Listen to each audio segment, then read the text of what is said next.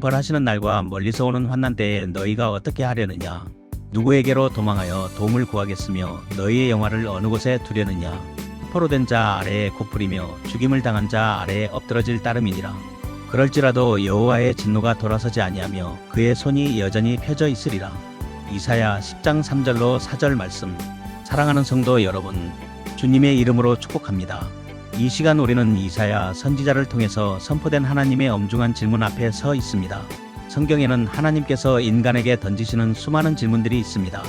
에덴 동산에서 아담에게 물으셨던 내가 어디 있느냐라는 질문이 있었고, 가인에게 물으셨던 내 아우 아벨이 어디 있느냐라는 질문도 있었습니다. 그런데 이 시간 본문 이사야 10장 3절에서 하나님께서는 죄악에 빠진 북이스라엘 지도자들과 백성들을 향해서, 그리고 오늘 이 시대를 살아가는 우리를 향해서 뼈아픈 질문 3가지를 연속으로 던지십니다. 환난 때에 너희가 어떻게 하려느냐? 누구에게로 도망하여 도움을 구하겠느냐? 너희의 영화, 즉 부와 명예를 어느 곳에 두려느냐? 이 질문들은 단순히 사람들의 반응을 보시려고 물으신 질문이 아닙니다. 이 질문들은 막다른 골목에 다다른 인간의 실질적인 현실을 깨뜨리는 하나님의 탄식이며, 동시에 우리가 붙들고 있는 헛된 희망을 내려놓게 만드는 거룩한 추궁인 것입니다. 이 시간 이 두려운 질문 속에 감추어진 하나님의 마음을 읽고 다가올 심판의 날에 우리가 붙들어야 할 유일한 소망이 무엇인지 발견하는 은혜의 시간이 되기를 주님의 이름으로 축복합니다. 먼저 하나님께서 왜 이런 말씀을 하시게 되었는지 본문의 배경을 잠시 살펴보겠습니다. 당시 북이스라엘은 겉으로는 번영한 듯 보였지만 속으로는 썩어 문드러져 있었습니다.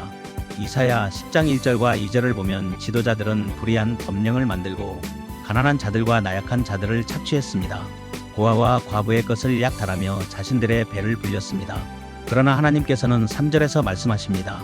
벌하시는 날과 멀리서 오는 환난 때에, 멀리서 오는 환난은 역사적으로 당시 가장 잔혹했던 제국 아수르의 침략을 의미합니다. 하나님께서는 이방 민족인 아수르를 진노의 막대기로 사용하셔서 이스라엘의 죄를 심판하시겠다고 선언하십니다. 우리가 기억해야 할 첫 번째 사실은 심판의 날은 반드시 온다는 사실입니다. 그리고 그날에는 우리가 이 땅에서 안전하다고 믿었던 모든 것들이 무력해진다는 사실입니다. 하나님께서 묻습니다. 너희의 영화를 어느 곳에 두려느냐? 하나님께서 말씀하신 영화, 글로리는 인간들이 그토록 사랑했던 재물, 사회적 지위, 권력, 그리고 자존심을 이르는 말입니다. 아수르 군대가 몰려와서 성벽을 부수고 칼을 휘두르는 그 절체절명의 순간에 그들이 평생 모은 금은 보화의 재물이 그들을 지켜줄 수 있었습니까? 그들의 높은 지위가 적군 앞에서 방패가 되어 주었습니까? 아닙니다. 아무 소용이 없었습니다. 이 질문은 오늘 우리에게도 동일하게 적용됩니다. 우리는 무엇을 의지하며 살고 있습니까? 통장에 쌓인 재물입니까? 힘없는 자를 멸시하는 권력입니까? 아니면 건강입니까? 인맥입니까? 물론 이것들은 우리가 살아가는 데 필요한 수단일 수 있습니다. 하지만 하나님께서 우리의 영혼을 부르시는 날, 혹은 우리 인생에 감당할 수 없는 환난의 폭풍이 몰아칠 때에 이 세상의 영화는 결코 우리의 피난처가 될 수 없습니다. 우리의 힘과 세상의 것이 무력하다면 심판의 결과는 무엇일까요? 이 시간 본문 4절 말씀은 너무나 충격적이고 비참한 말씀이 아닐 수 없습니다. 포로된 자 아래에 고풀이며 죽임을 당한 자 아래에 엎드러질 따름이니라.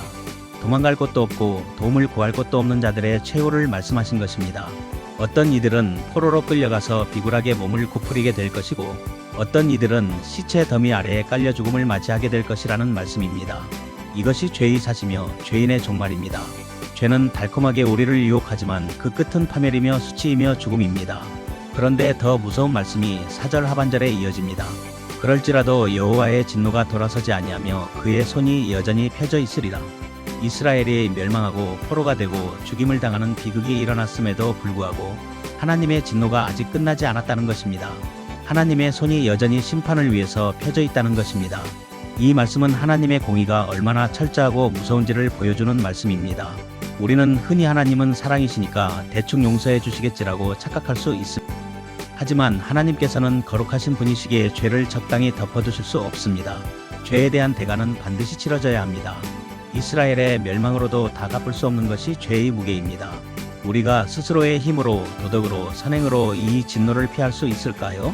성경은 단호하게 없다라고 말합니다. 로마서 3장 10절은 의인은 없나니 하나도 없다라고 선언합니다. 하나님의 펴신 손, 그 공의의 심판 앞에서 우리 모두는 죽음을 당한 자, 아래 엎드려질 따름인 존재들에 불과합니다. 사랑하는 성도 여러분, 그렇다면 우리에게는 소망이 없는 것일까요? 너희가 어떻게 하려느냐? 누구에게로 도망하겠느냐? 라는 하나님의 질문 앞에 우리는 절망하고 앉아 있어야 할까요? 바로 이 지점에서 복음의 빛이 비칩니다. 구약의 이스라엘 백성은 율법을 어기고 우상을 숭배하여 아수르에게 멸망당했지만 하나님께서는 피할 길을 열어주신 줄 믿으시기 바랍니다. 하나님께서 누구에게로 도망하여 도움을 구하겠느냐? 라고 하신 질문의 유일한 대답은 바로 예수 그리스도이십니다. 절망에 빠져 사망의 늪에 빠질 수밖에 없는 우리에게 생명으로 인도하실 유일한 구세주, 유일한 구원자는 바로 예수 그리스도밖에는 아무도 없습니다. 본문 4절의 무시무시한 말씀, 여호와의 진노가 돌아서지 아니하며 그의 손이 여전히 펴져 있으리라는 이 말씀을 우리는 기억해야 합니다. 이 말씀은 놀랍게도 십자가 위에서 성취되고 동시에 반전되었습니다. 2000년 전 골고다 언덕에서 하나님의 아들 예수 그리스도께서 십자가에 달리셨습니다. 예수 그리스도께서는 죄가 없으신 분이었으나 우리의 죄를 대신 짊어지셨기에 하나님의 진노를 온몸으로 받으셨습니다. 이사야 10장에서 죄인들을 향해 펴져 있던 그 심판의 손이 십자가 위에서는 예수 그리스도를 치시는 형벌의 손이 되었습니다. 하나님께서는 하나님의 진노를 우리에게 쏟는 대신 하나님께서 사랑하는 아들에게 쏟으신 것입니다. 예수님께서 십자가에서 엘리 엘리 라마 사박다니 나의 하나님 어찌하여 나를 버리셨나이까라고 절규하실 때에 예수님께서는 우리가 받아야 할 포로됨의 수치와 죽임당함의 고통을 대신 겪으신 것입니다. 예수님께서 양팔을 벌려 십자가에 못 박히셨을 때 그것은 심판을 위해 펴신 하나님의 손을 사랑으로 감싸 안으시는 구원의 손길이 되신 줄 믿으시기 바랍니다. 그러므로 로마서 8장 1절에 기록된 것처럼 이제 예수 그리스도 안에 있는 자에게는 결코 정죄함이 없게 된 것입니다. 하나님의 진노가 십자가에서 다 지불되었기 때문입니다. 하나님께서는 이 시간 본문을 통해서 이렇게 묻습니다. 너희의 영화를 어느 곳에 두려느냐? 세상 사람들은 자신의 영화를 땅에 쌓아두고 결국 잃어버리지만 우리는 우리의 영화 대신 예수 그리스도께 우리의 삶을 두어야 될 줄 믿습니다. 예수님께서는 우리의 보아이시며 우리의 피난처가 되시며 예수님께서 우리의 영원한 상급이시기 때문입니다. 말씀을 정리하겠습니다. 이 시간 하나님께서는 본문을 통해서 저와 여러분에게 하신 이 질문은 여전히 유효합니다. 벌하시는 날과 환난 때에 너희가 어떻게 하려느냐? 이 질문 앞에 우리는 두 가지 반응 중 하나를 선택해야 합니다. 하나는 여전히 내 힘, 내 재물, 내 의로움을 의지하다가 결국 무너지는 길입니다. 그것은 포로된 자 아래 굽부리는 길입니다. 다른 하나는 나의 무력함을 인정하고 십자가의 예수 그리스도께서 피신하는 길입니다. 사랑하는 여러분, 환난의 날이 오기 전에 인생의 마지막 호흡이 닿기 전에 지금 바로 예수 그리스도께로 피하십시오. 세상의 헛된 영광을 내려놓고 십자가 그늘 아래로 들어가십시오. 그곳만이 하나님의 진노가 멈추는 곳입니다. 그곳만이 심판이 변하여 구원이 되는 곳입니다. 우리가 자랑하던 모든 것이 무너지는 날에도 예수 그리스도를 붙든 자는 결코 부끄러움을 당하지 않을 것입니다. 주님의 펴신 손이 더 이상 우리를 치는 손이 아니라 우리를 안아주시고 우리가 흘리는 고통의 눈물을 닦아주시는 위로의 손길이 될 것입니다. 이 은혜의 피난처 되신 주님 품 안으로 돌아와 주님께서 베풀어 주시는 위로와 참된 평안을 누리는 저와 여러분의 건강하고 행복한 삶이 되시기를 주님의 이름으로 축복합니다. 기도드리겠습니다.